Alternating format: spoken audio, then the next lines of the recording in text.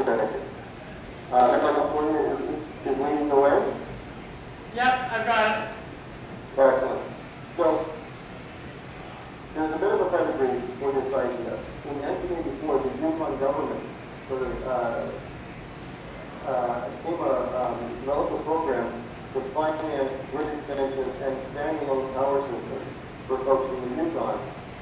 In 2004, the Penman Institute realized that that would be the program that the Yukon had implemented would be an excellent model for use as a local improvement charge program for energy efficiency retrofits, and wrote a couple of papers on this that have been widely noticed in Canada.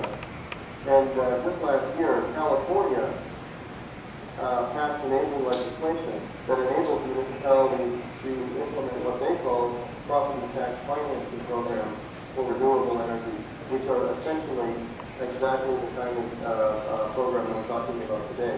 So Berkeley and Palm Desert in California are currently piloting these programs. So there's lessons to be learned, but it's early days, and there's still time to be a leading jurisdiction on this. So next slide. Yep. Just to sum up the differences between a standardized program and the one I'm talking about. In the program I'm talking about, the improvements are on private property, not public land. In this case, improvements directly benefit one property, not several. But as I noted, there are widespread indirect benefits. Moreover, the improvements we feel would be installed by private contractors or be directly with property owners, not by the municipality.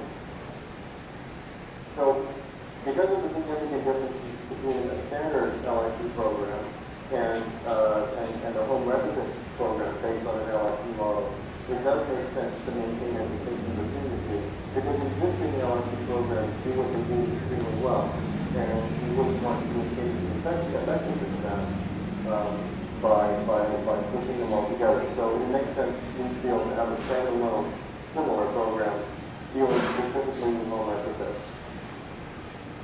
So there are some outstanding questions. Next slide. There's a question about the perception of the repayment charges as being taxed, how potential homeowners will accept this green lien on a home that they're going to buy because the improvements haven't been fully paid off. There's a certain question about the interest level and the acceptance by building owners as this moves forward. There are questions about the financing for this program, what the role of financial institutions would be, how incremental administrative costs by local governments will be covered, and the details of the municipal financing. There's also the question about how we would integrate with existing grant programs. The new Green Energy Act in Ontario was an excellent case, but there's also the federal eco-energy program, etc. So there's still things that need to be worked out there. Finally, there's a whole system of approvals and accountability, quality control, making sure that local governments aren't faced with liability issues. And these all need to be worked out in an implementation plan. So, next slide. How do we make it happen? What are the next steps that are needed? Well, as I just mentioned, municipalities need to develop program implementation plans. And there's a real need for a clear mandate to do this from the provincial government. There's legal opinions that some say, yes, you can do this, others say, no, you can't. What's clearly needed is for the provincial government to provide local governments with the clear power to implement an LIE type program for renewable retrofits. Allowing cities to pursue the most favorable financing arrangements, and this is what's going to lower the cost of the program for homeowners, and establish standardized procedures for implementing this program so that municipalities can choose best practices and they don't have to all go about reinvent the wheel and trying to figure out how to optimize the program.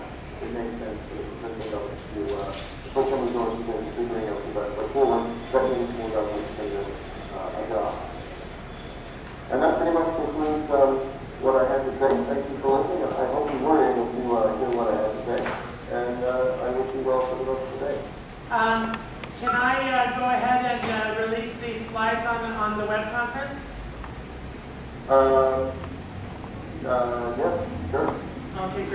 you. Thanks very much for coming and taking the time to talk to us today. We really appreciate it.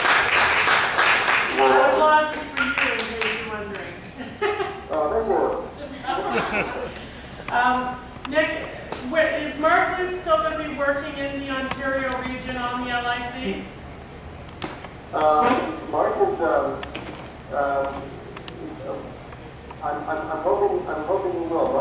Mark's got a major role to play in the upcoming Copenhagen negotiations. Yeah. So we know he's going to be busy doing that.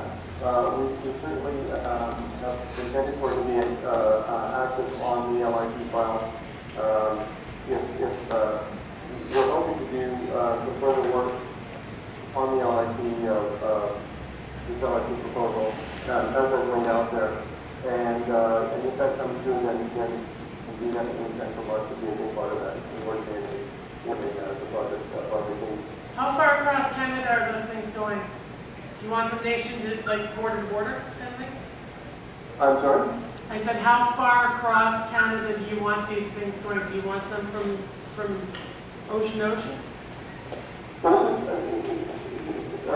one of the nice things about this proposal is that it's something that, in theory, every municipality in Canada, that's what I thought. Just as almost every municipality in Canada has an LIC program.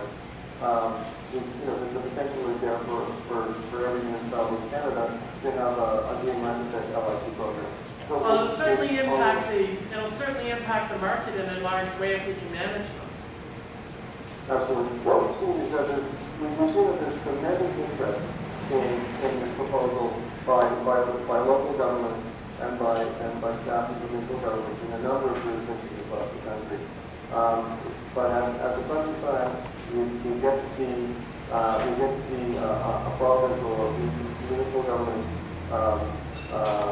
take the lead with a pilot program. The interest is there. People are very interested. They want to move forward, but someone needs to go over the top. Well, we have some representation from the City of London here today, and I know that this has already been forwarded through to our planning division because Mark had approached me about it some time ago. We are going to be releasing our reports across the municipalities, straight across the province from this summit. So I think that I will go ahead and include those slides as well. Who should I forward to, Mark?